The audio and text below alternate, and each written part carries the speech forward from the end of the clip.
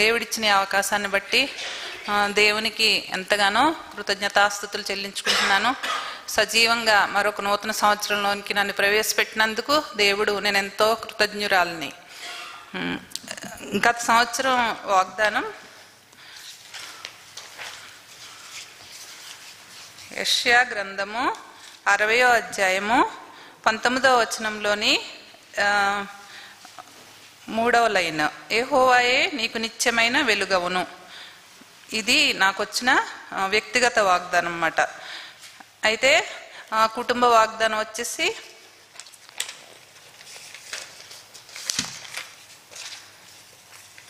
యోహాను 14:27, నా శాంతి మీకు అనుగ్రహించి వెళ్ళుచున్నాను, నా శాంతినే మీకు అనుగ్రహించుచున్నాను, లోకమిచ్చినట్టుగా నేను మీకు అనుగ్రహించుటలేదు, మీ హృదయమును కలవరపడనీయకుడి, వెరవనీయకుడి.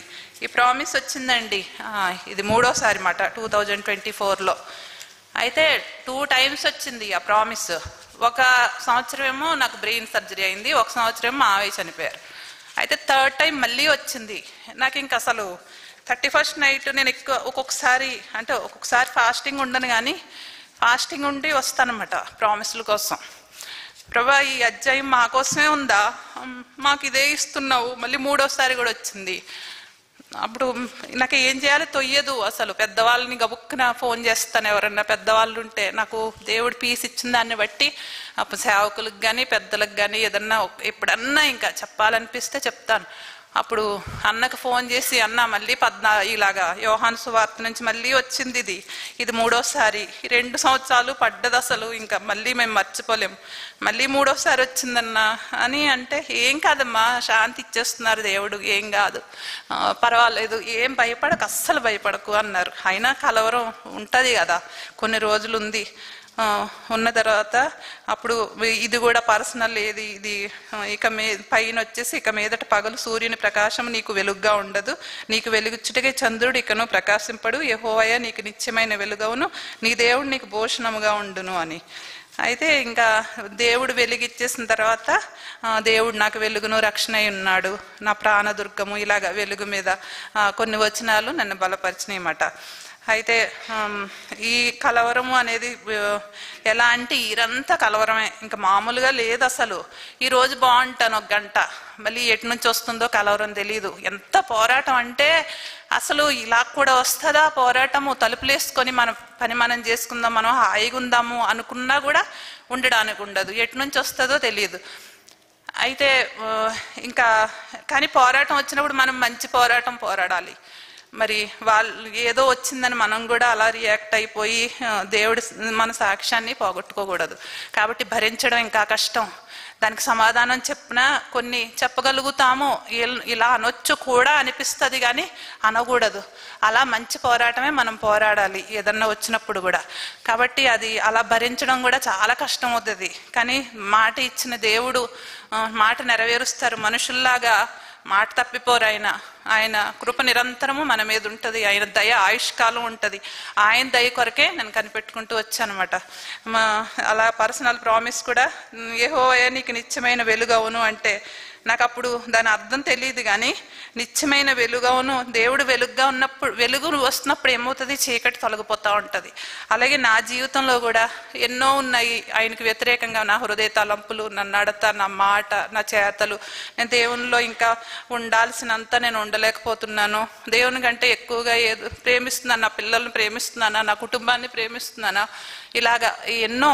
అవన్నీ కూడా ఆయన వెలుగు మన మీద ప్రకాశింపజేసి ఆయన నిత్యమైన వెలుగైనప్పుడు ఆ చీకటి అంతా పోతుంది. ఆ చీకటిని ఆయన ఎలాగా పారద్రోలుతాడో నేను ప్రత్యక్షంగా నేను అనుభవించాను అనమాట. ఎంత దేవునిలో ఎంత సరి చేసుకోవాలి, మన దేవుడికి విరుద్ధంగా ఎక్కడ ఏదన్నా ఉందా ప్రభా, ఏది చీకటి ఉండకూడదు, ఏది ఉన్నా కూడా దానికి ఫలితం తప్పకుండా ఉంటుంది దానికి మళ్ళీ. కాబట్టి కంపల్సరీ ఆయన వెలుగుతో నేను నింపబడాలి. ప్రతి పాపాన్ని నేను కడుక్కోవాలి, నన్ను నేను పరిశుద్ధపరచుకోవాలి. అలాగే దేవుడు వెలుగ్గా ఉండి నేను ఎంత దేవుని సన్నిధిలో గడపడానికి, దేవుణ్ణి పరిచర్య నాకు ఇచ్చినంత వరకు శక్తి వంచన లేకుండా చేయడానికి, ఆయన సువార్త పరిచర్య కానీ ఏదైనా కానీ. ఒక చిన్న ఎగ్జాంపుల్ ఏంటంటే, చిన్న గూడూరు వెళ్ళినప్పుడు సువార్త జరిగినప్పుడు ఈయన అన్నారు, ఎప్పుడు ఏమి అనరు, జాగ్రత్త పిచ్చి కుక్కలు ఉంటాయి అరుస్తాయి అన్నారు. ఇదేంటి ఇలా అంటున్నాడు ఈయన అనుకున్నా. నిజంగా ఒక అతను ఎంత మీదికి వచ్చేస్తా ఉన్నాడు. ఒక్క మాట దేవుడిని దూషించాడు. ఆ మాట నేను మర్చిపోలేకపోతున్నాను ఆ సువార్తలో విన్నది. ఇంకా ఏవేవో అంటున్నాడు, కానీ అవన్నీ ఒక్క మాట కూడా నేను గుర్తు లేదు, నేను వినలేదు మాట. దేవుడు విననీయలేదు. ఎందుకంటే నోటి మాట వలన కలుగు నొప్పి నాకు తగలకూడదని ఆయన అస్సలు వినిపించనీయలేదు. అలాగా దేవుడి సువార్త నిమిత్తము ఎవరైనా నిందించినా, దూషించినా, అబద్ధంగా చెడ్డ మాటలు మాట్లాడినా మనం ధన్యులం కాబట్టి ఆ రోజంతా నాకు సంతోషంగానే అనిపించింది, కానీ నేనేమీ అనుకోలేదు అన్నమాట. అలా దేవుడు నన్ను చాలా సరి చేశారు, ఆత్మీయంగా ఎంతో మేలు చేశారు. తర్వాత డిసెంబర్లో 31st నైట్ అంతా నాకు ఉండడం చాలా ఇష్టం. దేవుని సన్నిధి అంటేనే నాకు చాలా ఇష్టం, అది ఇంట్లో ఉన్నా మందిరంలో ఉన్నా. అయితే కోల్డ్ వచ్చింది. 15 days నుంచి అసలు ఒక మెడిసిన్ వేసుకుంటున్నాను నేను. కన్నంపేట సువార్తకి వెళ్ళాము. ఆ ముందు నుంచో ఆ తర్వాత నుంచో ఏదో కలవరం, ఏది తెలియట్లేదు అసలు. అపవాది కలవరం ఎలా వస్తుందో నేను బాగా చూసాను అనమాట. ఏమి ఏదేదో లాగా అనిపిస్తుంది, సరిగా నిద్ర పట్టదు, సరిగా ఉండదు, అలాగే ఉంటున్నాను. కానీ ఏం మెడిసిన్స్ వాడలేదు, డాక్టర్ దగ్గరికి వెళ్ళలేదు. తర్వాత మళ్ళీ ఎక్కడ పరిగి వెళ్ళాము. పరిగి వెళ్తే అక్కడ పెద్ద అటాక్ అందరికీ తెలుసు. కొన్ని టీమ్స్కి వచ్చింది, మా టీం మా పని మేము చేసుకుంటా ఉంటే వచ్చింది. మాకు అక్కడ ఏం రాలేదు, కానీ నేను ఇంటికి వచ్చిన తర్వాత ఇంక నిద్ర పట్టట్లేదు. నేను ఇంటికి వెళ్ళిపోవాలని, ఊరికి వెళ్ళిపోవాలని ఉంది. హైదరాబాద్లో ఉండొద్దు, నేను ఉండలేను అసలు. ఊరెళ్ళి 10 days ఉన్నాను, అయినా ఉండలేకపోతున్నాను. అక్కడ కూడా మనశ్శాంతి లేదు. ఇంటికి వచ్చాను, ఇంటి దగ్గర మనశ్శాంతి లేదు. అయితే ఒక రోజు నైట్ అవుట్ అయిపోయింది, నిద్ర పట్టకపోవడం ఎంత నరకమో. ఆ రోజంతా నిద్ర కళ్ళు కూడా రాలే. అప్పుడు మర్నాడు డాక్టర్ దగ్గరికి వెళ్ళాలనే తలంపు వచ్చింది. వెళ్ళి మళ్ళీ సర్జన్ దగ్గరికి వెళ్ళాను. వెళ్ళిన తర్వాత ఏమ్మా రాలేదేమో 1.5 year అయిపోయింది, 6 monthsకి రాలేదన్నారు. ఆ తర్వాత మళ్ళీ టెస్టులు రాశారు, మెడిసిన్ ఇచ్చారు యాంగ్జైటీకి, నిద్ర పట్టడానికి. అయితే అయినా కూడా నాకు కలవరం పోవట్లేదు. అప్పుడు మళ్ళీ టెస్ట్ అనేసరికి నాకు మళ్ళీ చీకటి రోజులు గుర్తొచ్చాయి. ఈయన వదిలేసి వెళ్ళిపోయారు, పనికి వెళ్ళిపోయారు. ఈయన ఒంటరిగా అనిపించింది, ఏం చేయాలో అర్థం కావట్లేదు. పాలన్నకు కాల్ చేశాను, అన్న మళ్ళీ ఇలా అంటున్నారు, నా వల్ల కాదు. పర్లేదమ్మా, ఏముండదు, జస్ట్ చూసుకుంటారు వాళ్ళు. ఇంకేం చేయాలో అర్థం అవట్లేదు, కాళ్ళు చేతులు పని చేయట్లే, తిండి కూడా తినబుద్ధి కావట్లేదు. ఉన్న పలంగా ఏం చేయను. సాల్మన్ అంకుల్ వాళ్ళు గుర్తొచ్చారు, పక్కనే ఉన్నారు కదా. ఇంకా పక్కన వెళ్ళి, అంకుల్ చాలా బాధగా ఉంది నాకు అంటే, వాళ్ళు కొంచెం కాసేపు మాట్లాడి భోజనం పెట్టి ఏం పట్టించుకోవద్దు, దేవుడు మంచిగా చేస్తారని ప్రేయర్ చేసి పంపించారన్నమాట. ఆ తర్వాత నుంచి ఇంకా అలా ప్రార్థనలోనే గడుపుతున్నాను. ఇంకా శత్రువుపై విజయం ఇవ్వాలి దేవుడు. ఎందుకు నేను ఇలా నా ఆలోచనలన్నీ దేవుడికి చెరపట్టాలి, ఎందుకు ఇవన్నీ ఆలోచనలు వస్తున్నాయి. ఫస్ట్ టైం నా లైఫ్లో ఇంత ఇలా కలవరము నాకు ఎప్పుడూ రాలేదు. మరణ పరిస్థితుల్లో వెళ్ళిన అనేక సార్లు మరణాపాయాలు వచ్చి దాటొచ్చాను, కానీ రాలే. కానీ ఇలా మా కలవరం అంటే ఆ వాగ్దానం చెప్తున్నా, ఫ్యామిలీ ప్రామిస్. ఎంత కలవరం అంటే ఇంకా అది అలాగే ఉంది. కానీ దేవుడు మాట్లాడుతూనే ఉన్నారు. ఇంకా ఈ తర్వాత 31st నైట్ నేను రాలేకపోయాను. ఇంకా ఫాస్టింగ్ ఉండి హెల్త్ బాగోలేదు. అయినా కూడా ప్రభు మాట్లాడాలి. మరి హెల్త్ పరంగా ఇంత కలవరం వస్తుంది, నేను ఎక్కడున్నానో నాకే తెలియట్లేదు, పని చేస్తున్నాను ఉంటున్నాను, ఏమవుతుందో తెలియట్లేదు. మరి ప్రభు ఇంక ఈరోజు మాట్లాడు, నేను మామూలు స్థితికి రావాలి, దీన్ని ఓవర్కమ్ చేయగలగాలి, నా వల్ల కావట్లేదు అని చెప్పి దేవుడి దగ్గర కనిపెట్టాను. ఫస్ట్ వచ్చాను, ఆ దాసుడు వర్తమానం ఇస్తూ ఉన్నారు. దేవుడు మాట్లాడారు, నిజమైన ఆశీర్వాదం ఒక్కొక్క పాపాన్ని మనలో ఉన్నది జయించడమే నిజమైన ఆశీర్వాదం, ఈ లోక సంబంధమైనది కాదు అది. అలా మళ్ళీ మనల్ని ఎలా వంచాలో దేవునికి తెలుసు. కాబట్టి ఆయన ఎలా మార్చుకోవాలో ఆయనకి ఇష్టంగా దేవునికి తెలుసు. కాబట్టి ఆ మార్చుకునే క్రమంలో ఇలా దేవుడు అనుమతిస్తారని నేను ఆ వర్తమానం ద్వారా గ్రహించాను. దేవుడు మాట్లాడారు. తర్వాత ప్రభు మరి దీనికి ఆన్సర్ ఏంటి అని చెప్తే, మళ్ళీ దేవుడు 2025 ఏమో ఆదికాండం 17:6 ఇచ్చారు. నీకు అత్యధికముగా సంతాన వృద్ధి కలుగజేసి నీలో నుండి జనములు వచ్చినట్లు నియమించుదును, రాజులను నీలో నుండి వచ్చెదరు అని మళ్ళీ వాగ్దానం వచ్చింది. అప్పుడు దానికి అంతటికీ నాకు ఆన్సర్ దొరికిందన్నమాట. లాస్ట్ ఇయర్ దానికి ఆన్సర్గా ఈ వాగ్దానం ఇచ్చారన్నమాట. కాబట్టి నేను ఒకటే అనుకుంటా, ప్రభు నా వల్ల ఎవ్వరూ బాధపడకూడదు, నేను ఎవరికి మేలు చేయకపోయినా పర్లేదు కానీ నేను కానీ నా కుటుంబం కానీ ఎవరికి కీడుగా ఉండకూడదు, మమ్మల్ని అలా ఉంచు, అంతేగాని మా వల్ల ఎవ్వరు, ఎందుకంటే ఆ స్ట్రగుల్ ఏంటో నాకు తెలుసు కాబట్టి నా వల్ల కూడా ఎవరు ఏమీ బాధపడకూడదని ఎప్పుడు అలాగా మేము బ్రతకడానికి ప్రయత్నిస్తాం అన్నమాట. తర్వాత ఇంకా ఎవరి మీద ఏదున్నా కూడా నాకు ఈ మధ్య ఒక తలంపిచ్చారు దేవుడు. ఏంటి అంటే, గబుక్కున విశ్వాసులుగా నొచ్చుకున్న చూడు ఎలా చేశారో అన్నట్టుంటది. కానీ దేవుడు నాకు ఎలాంటి మనసు ఇచ్చారంటే, దేవుడు వాళ్ళని ఇంకా మనకన్నా ఎక్కువ ప్రేమిస్తున్నారేమో కదా, మనం ఏం అనకూడదు, వదిలేద్దాము అని అనిపిస్తుంది అన్నమాట. అలా దేవుడు నన్ను ఆ పరిస్థితులను బట్టి నన్ను మార్చారన్నమాట. ఇంకా దేవుడు మాట్లాడినది ఏంటి అంటే, ఈ విషయాల్లో నేను ప్రార్థన చేసినప్పుడు మీకా 7:10 ద్వారా దేవుడు మాట్లాడారు.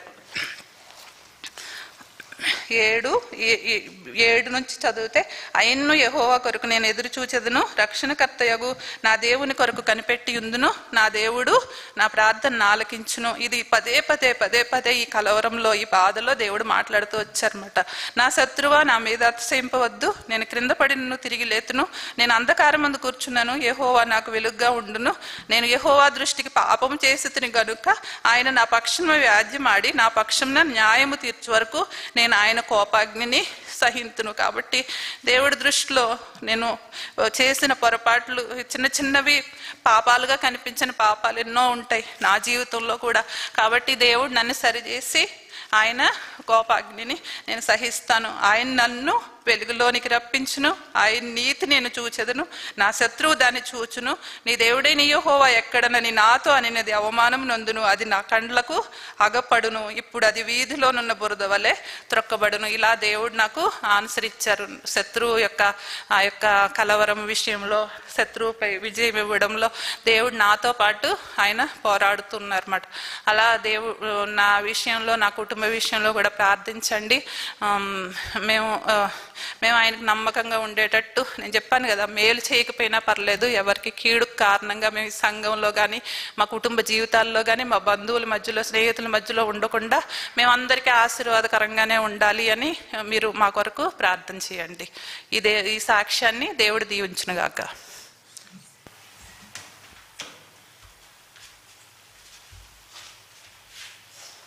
సహోదరి సాక్ష్యాన్ని బట్టి దేవునికి వందనాలు.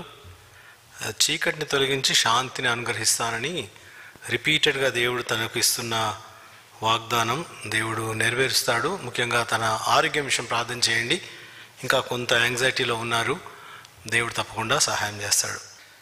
నా ప్రామిస్ లాస్ట్ ఇయర్ది నెహెమయా 8:10 లాస్ట్ లైన్.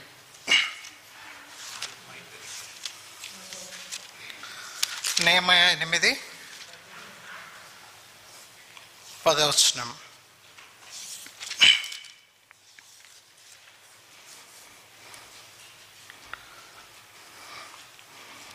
యెహోవా యందు ఆనందించుట వలన మీరు బలము పొందెదరు అని ఈ వాగ్దానం వస్తుంది.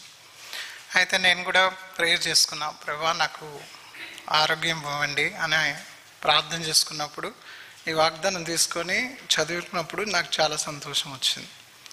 ఎందుకంటే నేను 2022లో యాక్సిడెంట్ అయింది.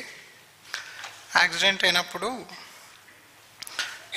23లో వచ్చి ప్రామిస్ తీసుకున్నప్పుడు అడిగి ఈ వాగ్దానం తీసుకున్న తర్వాత దేవుడు ఎన్నో పరిస్థితులు గుండా మమ్మల్ని తీసుకెళ్ళాడు. 22 నుంచి 23, 24 కూడా ఇంకా మేము ట్రబుల్స్లోనే ఉన్నాము. అయినా కూడా దేవుని కృప ఏంటంటే, ఆయన కృప జీవం కంటే ఉత్తమమైనది. కాబట్టి దేవుడు ఎంత కృప చూపించిందంటే నా పట్ల, నన్ను వాక్యం ద్వారా బలపరుస్తూ వచ్చినాడు, ధైర్యపరుస్తూ వచ్చినాడు. కృంగిపోయినాను. నాకైతే యాక్చువల్గా యాక్సిడెంట్ అయినప్పుడు ఆ హాస్పిటల్కి నిస్సహాయకుడిగా ఉన్నాను. అంటే నేను ఇంకేం చేసుకోలేను, కదలలేను, లెగలేను. అలాంటి పరిస్థితుల్లో హాస్పిటల్కి వెళ్ళినప్పుడు 7 పీసులు అయినాయని చెప్పినారు బోన్. నాకేమో ఎంఆర్ఐలో ఒకటే పెద్దది ఫ్రాక్చరే కనపడుతుంది, చిన్నవి కనపడతలేదు.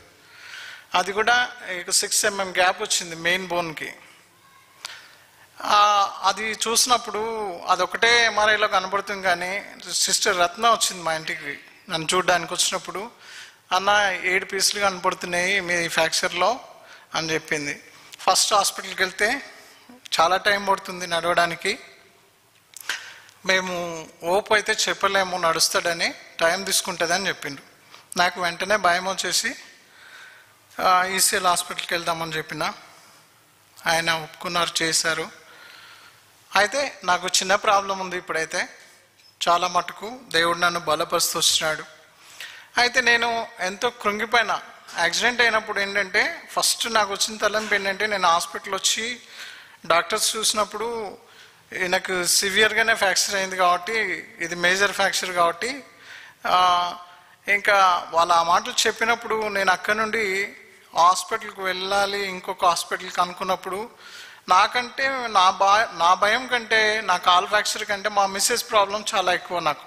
ఎందుకంటే ఆమెకి ఇట్లాంటివి ఏమైనా జరిగినాయంటే వెంటనే షుగర్ డౌన్ అయిపోతుంది, బీపీ డౌన్ అయిపోతుంది, మొత్తం నీరసం అయిపోతుంది, ఇంకా కంట్రోల్ తప్పిపోతుంది. నాకు ఆ భయం వేసి నేనేం చెప్పినా అంటే, ఫస్ట్ హాస్పిటల్ ఉన్నప్పుడే జయ దగ్గరికి ఎవరైనా వెళ్ళి అక్కడ ఆమెకు సపోర్ట్ చేయాలి, లేకపోతే ఈ విషయం తెలిసిందంటే చాలా కష్టమవుతుంది అని చెప్పి స్వాతికి పంపించమని చెప్పిన. అట్లా ఆమెను ఆదరించి, తర్వాత ఇప్పుడు మాకు ఎప్పుడు 11 o'clock 10:30 ఆ మధ్యలో అయింది యాక్సిడెంట్. కానీ 3 o'clockకి హాస్పిటల్ తీసుకొచ్చారు జయని.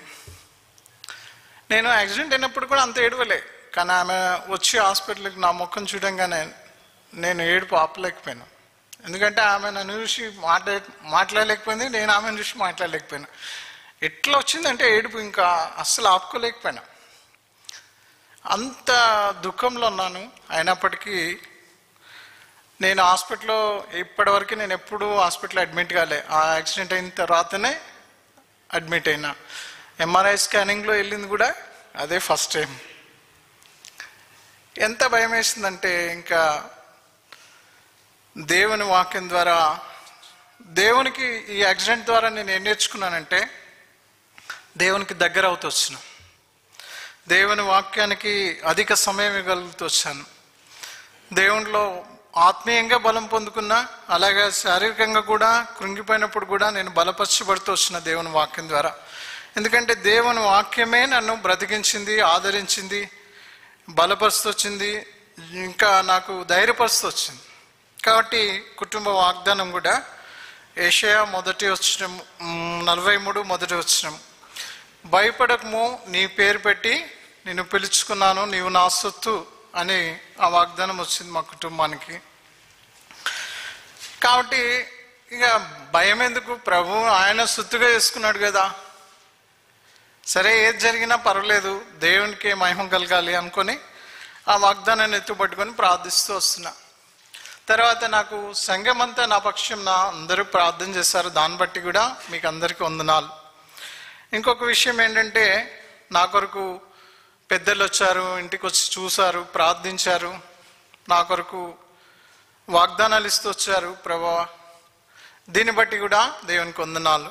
ప్రభు అయితే నా పక్షం నుండి నాకు ఎంత సమీపంగా ఉన్నాయంటే, నేను ఏదైనా సందేహం కలిగినప్పుడు నాకు కొన్ని వాగ్దానాలు గుర్తొచ్చాయి.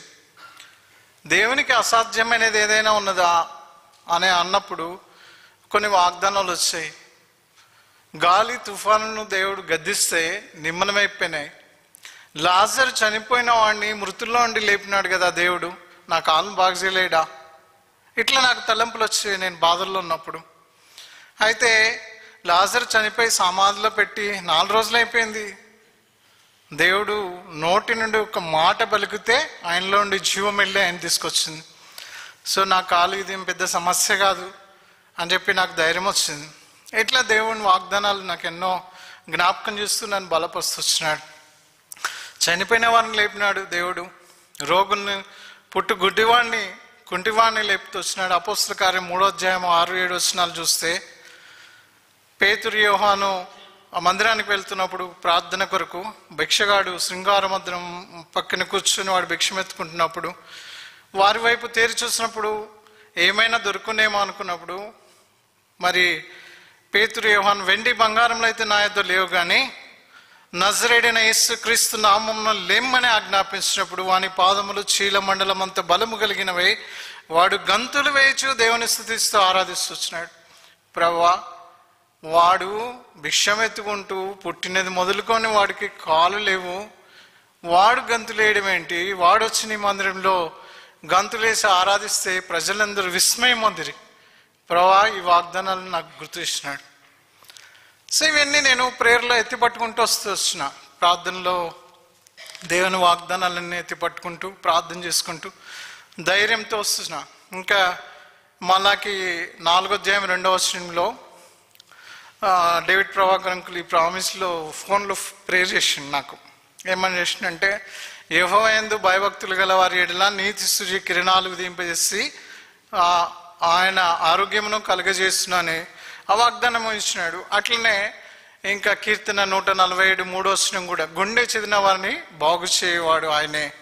సో ఇట్లాంటి వాగ్దానాలన్నీ ఎత్తి పట్టుకున్నా. ఈరోజు నేను మోకరించగలుగుతున్నా. నాకంటే ముందు ఆపరేషన్ అయిన వాళ్ళు కూడా ఇంకా ఎంతో బ్యాడ్గా ఉంది. ఐసీయూలో హాస్పిటల్లో చూశాను, ఆయన కాల్ బెండ్ అవ్వట్లేదు. ఇంకా నాకంటే ముందుగా యాక్సిడెంట్ అయిన వాళ్ళకి. అయితే నేను మోకరించగలుగుతాను, ఎక్కువసేపు కూర్చోలేను, కానీ 1 సైడ్ పెయిన్ వస్తుంది, కానీ మిగతాదంతా ఓకే. కానీ అంత బలం వేయలేకపోతున్నాయి, ఎందుకంటే ఆ భయం అనేది ఉంది కాబట్టి లోపల. సో దాని మీద యథావిధిగా న్యాచురల్గా వెళ్ళలేను కాబట్టి నడవగలుగుతున్నాను. దేవుని కృపను బట్టి, మీ అందరి ప్రార్థన బట్టి దేవుడికి వందనాలు. ఇంకా ఈ సంవత్సరం ఇచ్చిన వాగ్దానాలు ఏంటంటే, నాది లూకా సువార్త 12వ అధ్యాయము 31వ వచనం, మొదట నా రాజ్యమును నీతిని వెతుకుడి, ఆ మీదట మీకు అవన్నీ కూడా ఇవ్వబడునని ఇచ్చినాడు దేవుడు వాగ్దానం.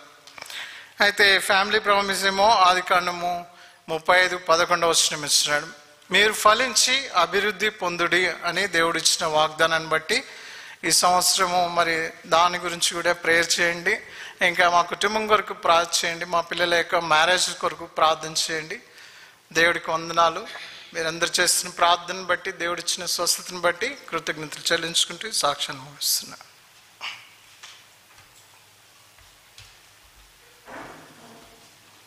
సహోదరుడి సాక్ష్యాన్ని బట్టి దేవునికి వందనాలు. సంవత్సరం వెంబడి సంవత్సరం యాక్సిడెంట్ అయ్యి ఫ్రాక్చర్స్ అవుతే అది చాలా కష్టమైంది పరిస్థితి. నేను హాస్పిటల్లో ఉన్నప్పుడు వెళ్ళి చూశాను సహోదరుని. ధైర్యపరుస్తాం, బాగుంటుంది, దేవుడు సహాయం చేస్తాడంట. కానీ ఎవరైతే ఆ పరిస్థితి ద్వారా వెళ్తున్నారో అది చాలా చెప్పడానికి కూడా కష్టంగా ఉంటుంది. అయినప్పటికీ సహోదరుడి సాక్ష్యం ద్వారా ఎంతో బలపరిచాడు దేవుడు, స్థిరపరిచాడు, స్వస్థత ఇచ్చాడు. కాబట్టి వారి ఈ కుటుంబ అవసరాల వరకు కూడా మనం ప్రార్థన చేద్దాం.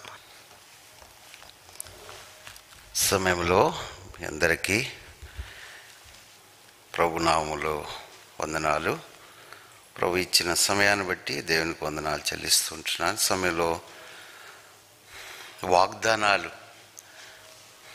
దేవుడు బైబిల్ గ్రంథంలో వాగ్దానాలు ఇచ్చాడంటే పోరాటమే, బ్యాటిల్సే కదా. బ్యాటిల్స్ ఏమీ అవ్వలేదంటే వాగ్దానం ఫుల్ఫిల్ అవ్వలేనట్టే కదా. మన జీవితాల్లో చూస్తూ ఉంటాం. 24 ఎంటర్ అవ్వకముందు అసలు ఇన్ని సంవత్సరాల్లో నేను ఎప్పుడూ కూడా అంత తీవ్రమైనటువంటి రీతిగా ఆలోచన చేయలేదు వాగ్దానం తీసుకోవడానికి. నేను ఇది చోటకి పరిచర్యకి వెళ్తా ఉన్నా. ఆ రాత్రి బయలుదేరిన మొదలుకొని చేరినంత వరకు ఏడుస్తూ ప్రార్థన చేస్తూ వెళ్ళాను. దేని కొరకంటే వాగ్దానం కొరకనే కాదు, కానీ దేవుని కొరకు నేను సరిగా జీవించలేకపోయాను. ఇప్పుడు పరిచర్య చేయడానికి వెళ్తున్నాను, నూతన సంవత్సరములో ప్రవేశించబోతున్నాను, ప్రభువా నన్ను తిరిగి కట్టు అని ప్రార్థన చేసి కన్నీళ్ళతో వెళ్ళాను. అక్కడికి వెళ్ళిన తర్వాత దేవుని పరిచర్యలో దేవుడు సాయం చేశాడు. ఆయన వాగ్దానం ఇచ్చాడు. ఏంటంటే, రండి నాతో కలిపి సామెతలు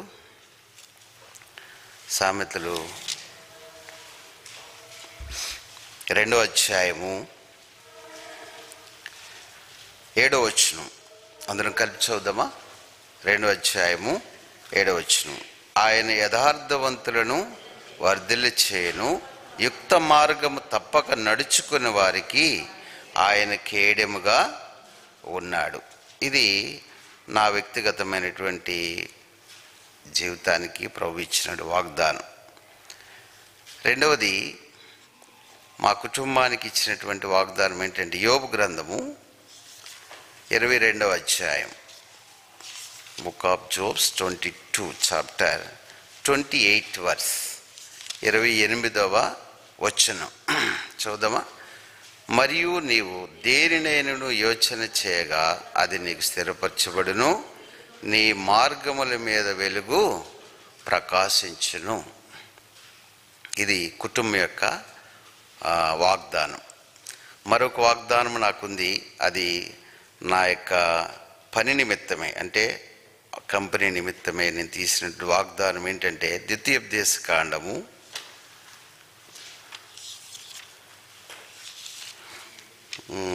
20వ అధ్యాయం, ద్వితీయోపదేశ కాండము 20వ అధ్యాయము 3వ వచనం. ఇజ్రాయేలులారా వినుడి, నేడు మీరు మీ శత్రువులతో యుద్ధము చేయుటకు సమీపించున్నారు. మీ హృదయములను జంకనీకుడి, భయపడకుడి. ఇది ఈ 3 వాగ్దానాలు. ప్రభు వాగ్దానం ఇచ్చినవాడు నమ్మదగినవాడు కనుక ఆయన నెరవేర్చుకుంటానే వచ్చాడు. అయితే మొట్టమొదటిగా వ్యక్తిగత జీవితంలో వాగ్దానం ఏంటంటే ఏముంది? యథార్థవంతులకు వర్ధిల్ల చేస్తాడు. తర్వాత యుక్త మార్గమున తప్పక నడుచుకుని వానికి కేడెముగా ఉన్నాడట కదా. ఈజ్ ఎ షీల్డ్, కేడ్. ఇది లిటరల్గా నా జీవితంలో చాలా అనుభవాలు ఉన్నాయి, కానీ ఒక ఎక్స్పీరియన్స్ చెప్తాను. ఆ పైన ఏముంటుందంటే, యెహోవాయే జ్ఞానం ఇచ్చేవాడు. నా వ్యక్తిగత జీవితంలో ఆఫీస్ వర్క్లో ఒకసారి కాదు, చాలా ఇన్సిడెంట్ జరిగినాయి. ఒక ఇన్సిడెంట్లో నేను యాక్చువల్గా టెక్నికల్ పర్సన్ని, but I don't have idea about any software. మా కాలంలో సాఫ్ట్వేర్స్ లేవు, ఇప్పుడు వచ్చినాయి. అయితే మేము కొన్ని ప్రోడక్ట్స్ ఇస్తూ ఉంటాము. సాఫ్ట్వేర్కి సంబంధించి ఇస్తాము, హార్డ్వేర్కి సంబంధించి ఇస్తాము. ఒక 2-3 ఇన్సిడెంట్స్లో సప్లై అంటే అయ్యింది, కానీ వాటిని ఇన్స్టాల్ చేయడానికి ఎవరు లేరు. ఐ చర్చ్డ్ ఎనీవే, అంటే చాలా ప్లేసుల్లో సపోర్టింగ్ కొరకు చేశాను. కానీ నాకు ఎందుకో ఒక రోజు రాత్రి అనిపించింది, చాలా ప్రార్థన చేస్తున్నప్పుడు ఆ పై మాట గుర్తొచ్చిందనమాట. ఏంటి? యెహోవాయే, నేనెందుకు చేయకూడదు, నేనెందుకు దాన్ని చదవకూడదు? Dear young sister, young girls and young boys జాగ్రత్తగా, యెహోవాయే జ్ఞానం ఇచ్చేవాడు. అంటే ఆయన ఎంత, అంటే జ్ఞానం అనేది ఆయన ఎట్లా ఇస్తాడు అనేది మనము ఆయన మీద ఆధారపడితే కనుక నువ్వు చదవవసరంలే. ఎందుకంటే ఆయనకు తెలుసు అని. నేను ఒక్క నైట్ నేను నేర్చుకున్నాను దాన్ని. It's cost around 10 lakhs rupees. ఎందుకు చెప్తానంటే worth, value but at same time నేను దాన్ని ఎగ్జిక్యూట్ చేయకపోతే ఐ బికెమ్ ఏ బ్లేమ్. దేవుని ఒకటే అడిగాను, ప్రభువా ఇది ఎట్లా చేయాలా, నాకు జ్ఞానం ఇచ్చేవాడు నేను అంటున్నావు. చాలాసార్లు చదువుకునేటప్పుడు జ్ఞానం ఇచ్చావు, పనిచేసేటప్పుడు జ్ఞానం ఇచ్చావు, అన్నీ బాగుంది. బట్ నా అసలు టోటల్గా నాకేమీ తెలియదు, కానీ నేను నీ నామంలో చేయాలనుకుంటున్నా. నైటే చదువుకున్నా. మా ఇంట్లో వాళ్ళకి ఎవరికి తెలియదు, వాళ్ళు అనుకున్నారు నేను పడుకున్నాను, కానీ నేను ఆఫీస్ రూమ్లో కూర్చొని నైట్ అంతా చదువుకున్నా. మార్నింగ్కి దేవుడు ఒక క్లారిటీ ఇచ్చాడు. In front of more than 50 lecturers ముందర చెప్పాలి.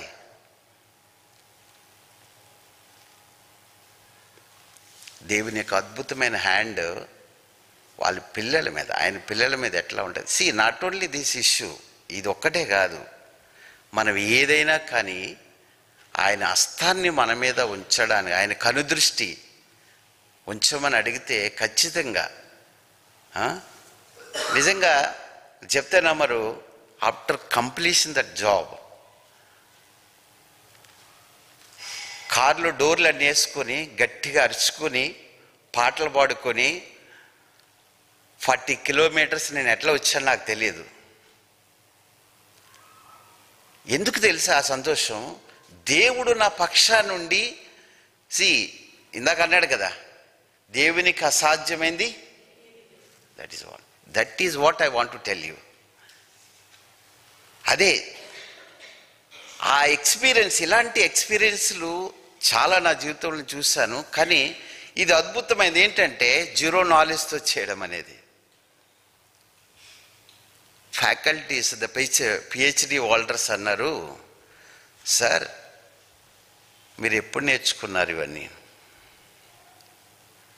నా గొప్ప గురించి చెప్పట్లే, కానీ దేవుని జ్ఞానాన్ని కోరుకుంటే మన జీవితంలో నువ్వు విన్ చేయలేంది, నువ్వు గెలవలేంది, నువ్వు సాధించలేంది ఏది ఉండదు. అది నా వ్యక్తిగతమైనటువంటి వాగ్దానంలో దేవుడు చేసినటువంటి కార్యం. అయితే 24 చాలా ఇంపార్టెంట్ డిసిషన్స్ తీసుకోవలసినటువంటి ఆ యొక్క సంవత్సరముగా నాకు ఉంటా ఉంది, పర్సనల్గా నా యొక్క వృత్తి విషయంలో కూడా. కానీ దేవుడు అద్భుతమైన రీతిగా ద్వితీయోపదేశకాండం 23 చదివాం కదా. ఏం చదివాం ఒకసారి చదువుతారా? 23 వినుడి.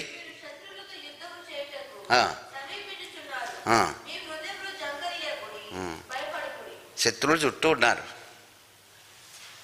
శత్రువులతో యుద్ధం చేయడానికి మీరు ప్రవేశిస్తున్నారు. మీ చుట్టూ శత్రువులు ఉంటారు, కానీ ఏం చేయొద్దన్నాడు? జంకనీకుడు, భయపడకుడి కదా. నిజంగా దేవుడు మన పక్షాన్ని యుద్ధం చేయవాడుగా మనం అనుభవించవచ్చు. నేను అనుభవించాను. ఎందుకంటే ప్రతిరోజు బ్యాటిలే ఉంటుంది మాకు, ప్రతిరోజు ఒక టెన్షనే ఉంటుంది, ప్రతిరోజు అది ఎట్లా అంటే పీక్ లెవెల్కి తీసుకెళ్తూ ఉంటుంది. బట్ దేవుని దయ వల్ల నాకు ఇప్పటివరకు బీపీ లేదు, షుగర్ లేదు. ఎందుకంటే మా మిస్సెస్ అంటూ ఉంటుంది, ఎన్ని టెన్షన్స్ ఉన్నా మీకు నిద్ర ఎలాగ వస్తుందండి? సింపుల్ లాజిక్ నేను చెప్తా. ఏంటో తెలుసా, నాకు మొట్టమొదటిగా దేవుడు ఇచ్చినట్టు వాగ్దానం నేను ప్రభు నమ్ముకున్నప్పుడు ఫస్ట్ వాగ్దానం ఏంటంటే యెహోవాను బట్టి సంతోషించు. అంతే. నేను ఏ టెన్షన్ వచ్చినా అది గుర్తు చేసుకుంటా, టెన్షన్ పోతుంది, నిద్రపోతా. కాబట్టి దేవుడు మన పక్షాన్ని ఉండేవాడుకుంటున్నాడు. తర్వాత ఫ్యామిలీ పక్షాన్ని మనం ఆలోచిస్తే ఫ్యామిలీలో ఇంకో బ్యాటిల్, ఒకటి కాదు 2-3 బ్యాటిల్స్ వచ్చాయి. ఒక బ్యాటిల్ గురించి చెప్తాను. ప్రాముఖ్యంగా మా చిన్న పాప మ్యారేజ్ విషయంలో మేము ప్రార్థన చేస్తున్నాము. అయితే 2 సంవత్సరాల ముందు నుంచి ఆమెకి మ్యాచెస్ వస్తూ ఉంటేనే ప్రార్థన చేస్తున్నాం. డాక్టర్స్ వచ్చారు, డెంటిస్టులు వచ్చారు, ఎండి వాళ్ళు వచ్చారు, కానీ ఎవరికి మాకు సమాధానం లేదు. ప్రిమెంటెడ్ వల్లరా మేము ప్రార్థన చేసినప్పుడు ఒక్కటి చెప్పాలని ఆశిస్తున్నాను. ఎందుకంటే ఈనాడు సంఘాల్లో జరుగుతున్న విషయాలను చూసినప్పుడు, కుటుంబాల్లో జరుగుతున్న విషయాలను చూసినప్పుడు, మనం విశ్వాసులు అని చెప్పుకొని దేవుని పైన ఆధారపడలేని వారంగా ఉంటున్నాం. మ్యారేజే కావచ్చు, ఏదైనా కావచ్చు, ఈ దినాల్లో చాలా ఛానల్స్ వచ్చే మనకు హెల్ప్ చేయడానికి. లైక్ ఇప్పుడు మ్యారేజ్ విషయంలో Shaadi.com, అది ఎలాగుందంటే ఎవరికి సంబంధించింది వాళ్ళకి, తెలుగు వాళ్ళకి, తమిళ వాళ్ళకి, హిందూ వాళ్ళకి, క్రిస్టియన్స్ వాళ్ళకి. లోకము ఏ ఛానల్ దొరకపోతే దాన్నే పట్టుకొని వెళ్తూ ఉంటారు. కానీ విశ్వాసుల పరిస్థితి ఏంటి? మనోళ్ళు కూడా చేస్తున్నారు, మనోళ్ళు కూడా దాంట్లో రిజిస్టర్ అవుతున్నారు కదా. సృష్టికర్త అయిన దేవుడు మన గురించి అన్నీ ఎరిగినటువంటి దేవుని విడిచిపెట్టేసి ప్రార్థన చేస్తాం. కానీ where you are churching, where we are waiting. ఎందుకు చెప్తున్నా అంటే, మా మిస్సెస్ దగ్గర చాలామంది అన్నారంట, అక్క దేని ద్వారా వచ్చింది, ఏ.comలో పెట్టారు మీరు?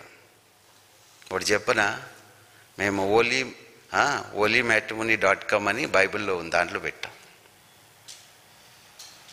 వేరేదేం పెట్టలే. ప్రార్థన చేస్తూ వచ్చాము, మ్యాచ్లు వస్తూ ఉన్నాయి. ఆమెకేం వాగ్దానం అంటే, మా పాపకి యోబు గ్రంథంలో 5వ అధ్యాయంలో 7 బాధలు. ఆ మాట చదువుదామా? యోబు గ్రంథము. ఎందుకు చెప్తున్నా అంటే, దీనికి వెనకాల మీకు చెప్తాను, దాని గురించే మీకు చదివిస్తున్నా. చూడండి, 5వ అధ్యాయంలో చదవండి, అది 19.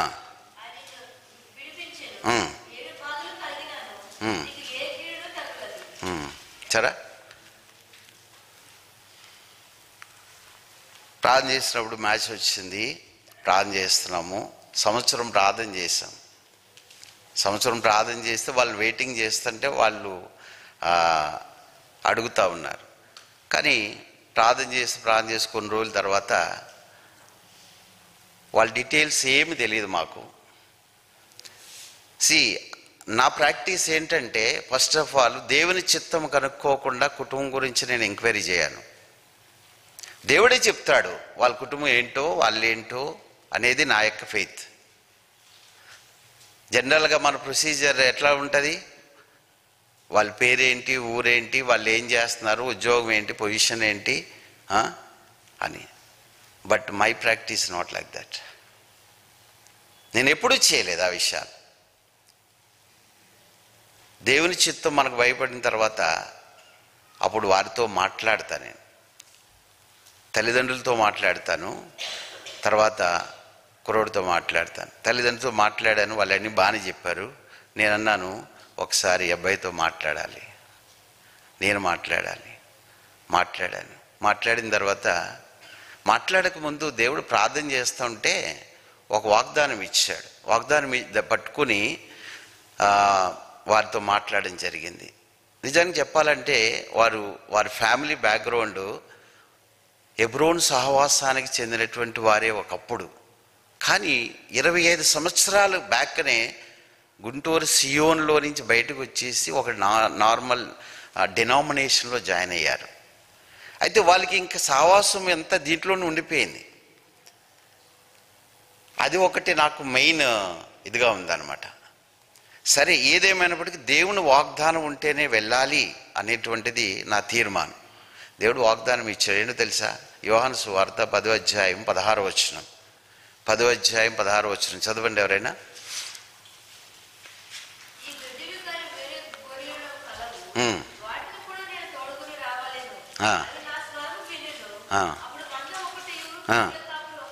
మంద ఒకటి అవుతుందట.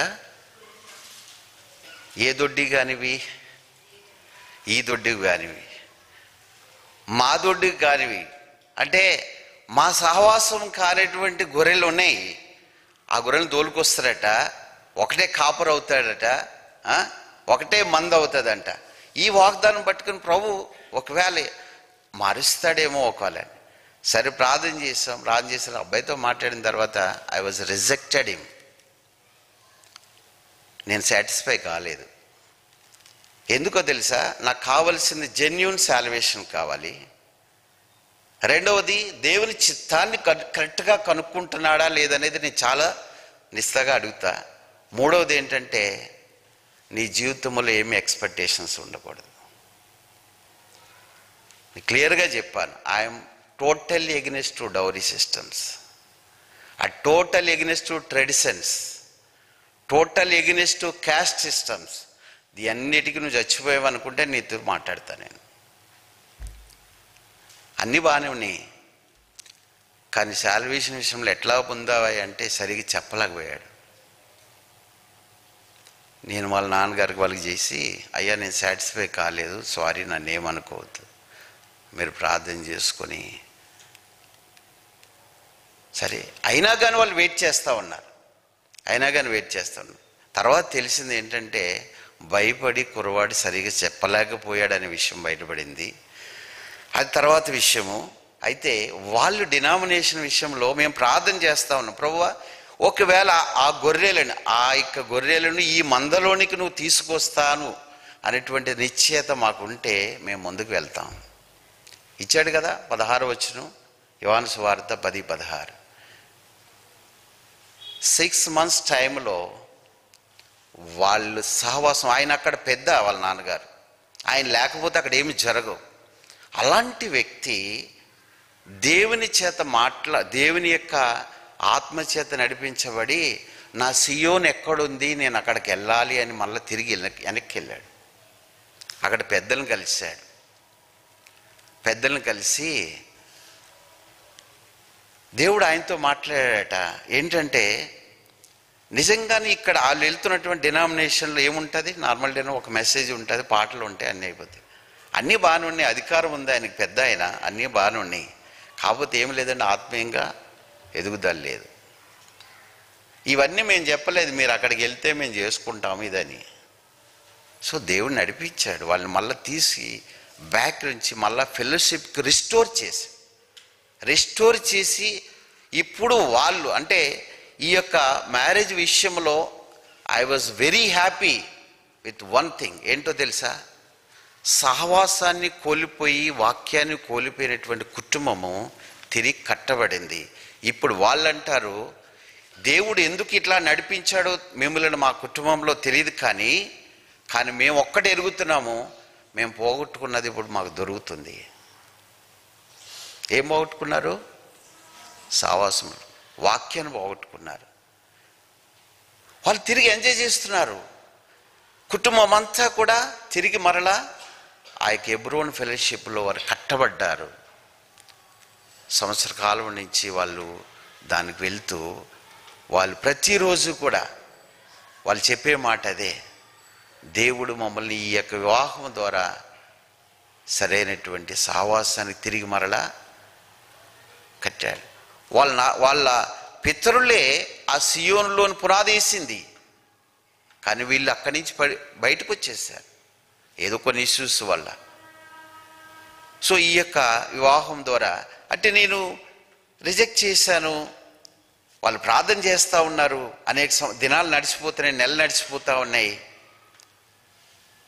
అయితే వాళ్ళ నాన్నగారికి ప్రార్థన చేసుకుంటూ ఉంటే దేవుడు ఇదే వివాహం చూపిస్తూ ఉంటున్నాడు.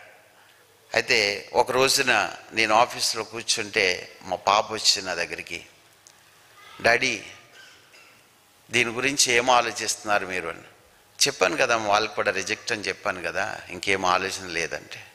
అయితే నేను I want to share one thing అన్నది కూర్చుంది. ఏంటంటే అప్పటి వరకు అబ్బాయి గురించి మాకు ఎలాంటి మనిషిని చూడలేదు, ఫోటోలు తెప్పించుకోలేదు, ఏమి చేయలేదు, కేవలం ప్రార్థనలు మాత్రమే చేస్తున్నాం. అయితే ఒక చెప్పింది, నాకు దేవుడు మాట్లాడిన విషయాలు కొన్ని షేర్ చేసుకోవాలనుకుంటున్నాను. ఇది 5 నెలల నుంచి నాకు దేవునికి పోరాటం జరుగుతుంది, మీకు చెప్పలేదు డాడీ, మమ్మీకి కూడా నేను చెప్పలేదు. ఏంటమ్మా అంటే, దేవుడు నాకు మన మందిరంలోనే జాన్ అంకుల్ వర్తమానం చెప్తున్నప్పుడు కొన్ని విషయాలు చెప్పారు. ఎట్లాగ మ్యారేజ్కి ప్రిపేర్ కావాలి, ఏమేమి వెతకాలి మ్యారేజ్ టైంలో, మనం ఆడపిల్ల అయినా మగపిల్ల అయినా 7 విషయాలు చెప్పాడంట ఆయన. లైక్ ఆనెస్ట్ని ఎత్తుక్కోవాలి, అంబుల్నెస్ని ఎత్తుక్కోవాలి, హ్యాండ్సమ్ని ఎత్తుక్కోవాలి, అన్ని హెచ్చులే ఉంటాయి 7.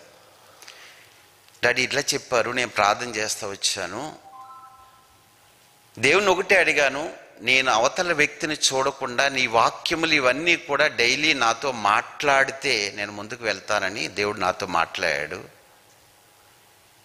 అన్నది. దేవుని చిత్తం డాడీ ఇది. ఒకవేళ మీకు సమాధానం లేకపోతే I will wait still you get this peace అన్నది. నేను ఒకటే చెప్పాప్పుడు, నేనైతే వాళ్ళని అడగను, నేనే నో అని చెప్పేశాను. ఒకవేళ నీకు దేవుని చిత్తం ఇది కన్ఫామ్గా దేవుడు నీకు కన్ఫామ్ చేస్తే దేవుడే వారినే తిరిగి తీసుకురావాలి, వాళ్ళే మనతో మాట్లాడాలి అని నేను అక్కడితో చాప్టర్ క్లోజ్ చేశాను. 2 నెలలు గడిచిపోయింది. తండ్రి ఫోన్ చేశాడు నాకు, నేను ఫోన్ ఎత్తలేదు ఆ రోజు. ఏం చేశాడంటే ఆయన ఏదో చెప్పాలని చేశాడు. అప్పుడు మధ్యవర్తిని పంపించాడు. ఒక రోజున పంపించి, బాబురావు గారు పంపించారు, ఒక మాట చెప్పమన్నారు. ఏంటంటే, మేమే తగ్గించుకొని వచ్చి మీ దగ్గర కొన్ని విషయాలు షేర్ చేసుకోవాలని ఆయనకు ఆశ ఉంది, మమ్మల్ని పంపించాడు ఆయన తరపున. మాకు ఈ మ్యారేజ్ విషయంలో సమాధానం ఉంది, మీరు ఎన్ని సంవత్సరాలు వెయిట్ చేయమన్నా మేము వెయిట్ చేస్తాం. సో ఇట్లాగా చాలా జరిగినాయి. అట్లాగా దేవుడు అంటే మనకు సంఘానికి ఇచ్చినటువంటి వాగ్దానం, నా కన్ఫర్మేషన్స్కి మొత్తము 15 వాగ్దానాలు తీసుకున్నాను నేను ఈ మ్యారేజ్ విషయంలో. It is very big battle. ఎందుకంటే denomination different, faith is different. Unless God prepares,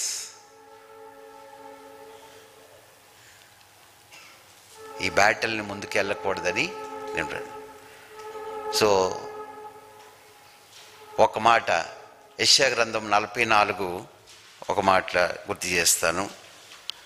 అంటే దేవుడు ఎట్లా ప్రిపేర్ చేశాడు నన్ను అనేది ఈ విషయంలో డిసిషన్ తీసుకోవడానికి 44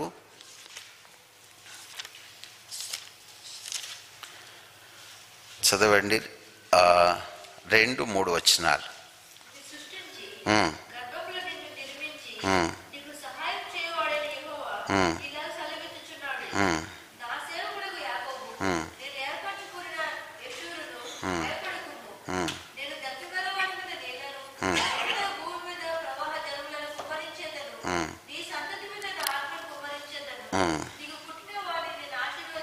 అది కదా, నీ సంతతి మీద నా ఆత్మను కుమ్మరించేదను, నీకు పుట్టిన వారిని నేను ఆశీర్వదిస్తాను. ఇక్కడతో నేను సాటిస్ఫై కాలేదు, ఇంకా వెయిట్ చేస్తూ ఉన్నా.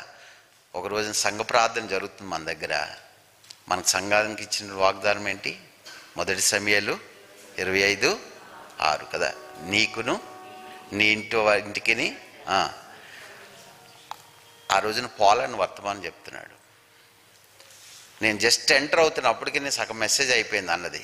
కానీ 2 మాటలు మాత్రం నాకు దేవుడు ఆ రోజున అందుకే తీసుకొచ్చాడేమో నాకు. ఏంటంటే, మొదటిది ఏంటంటే, మనకి సమస్యలు చాలా వస్తాయి, ఇబ్బందులు వస్తాయి విశ్వాసులకి. ఖచ్చితంగా కుటుంబంలో వస్తాయి, పిల్లలను బట్టి వస్తాయి, మన క్రియలను బట్టి వస్తాయి. కానీ దేవుడు ఆయన నెమ్మదిని మనకి ఇస్తాడు. ఎందుకంటే వాగ్దానం చదివించాడు. అప్పుడు నీకును నీకు కలిగిన దానికి నీ కుటుంబానికి క్షేమము కలుగును. This is the final promise for me. ఇంకా ఆ రోజు తీర్మానం చేసాం, సరే ప్రభు ఎన్నిసార్లు మాట్లాడావు కాబట్టి ఐఎమ్ గోయింగ్ ఫార్వర్డ్. అప్పుడు ప్రభు దగ్గర సమర్పించుకొని దానికి యాక్సెప్ట్ చేయడం జరిగింది కదా. నీవు యోచన చేసినదల్లా జరిగించబడుతుంది. తర్వాత నీ మీద 2వ మాటే ఉంది, ఆయన ముఖ కాంతి ఎప్పుడు మన మీద ముఖ కాంతి ఎప్పుడు ఉంటుందంటే, ఆయన యొక్క మాటల కొరకు, ఆయన యొక్క స్వరం కొరకు మనం ఎదురు చూసేటప్పుడు మనం ఆయన వెలుగులో వెలిగించబడతాం, బలపరచబడతాం, ఆయన చిత్తాన్ని జరిగిస్తాం. సో అట్లాగా దేవుడు మా జీవితాల్లో, మా కుటుంబ జీవితాల్లో ఈ మ్యారేజ్ ప్రారంభించిన కాడి నుంచి అన్ని ఇబ్బందులే. ఎందుకంటే నేను డైలీ అనుకుని పరిశీలిసిన 7 బాధలు ఎప్పుడు పోతాయి మాకు అని. ఆమెకు వాగ్దానం అదే కదా, యోబు గ్రంథం 5:19. ఎప్పుడు ముగిస్తావు నువ్వు అంటే ముగించేసింది. ప్రేమేంటంటే వాళ్ళరా, తన నమ్మిన వారికే, తన పైన ఆధారపడిన వారికే శ్రమలు అనేవి వస్తాయి. కానీ వాటన్నిటిలో నుంచి దేవుడే విడిపిస్తాడు, దేవుడే తప్పిస్తాడనేటువంటిది మన యొక్క విశ్వాసముగా ఉండాలి. ప్రాముఖ్యంగా ఈ యొక్క డిసిషన్స్ తీసుకునేటప్పుడు నా ఒపీనియన్ చెప్తున్నాను, దయచేసి don't go as per worldly procedures. చాలా చూస్తున్నాం. అందుకే ఈ మన సంఘంలో కదా, అన్ని సంఘాల్లో పిల్లలు ఉండిపోతున్నారు. కారణం ఏంటో తెలుసా? We are searching for something else other than God's will.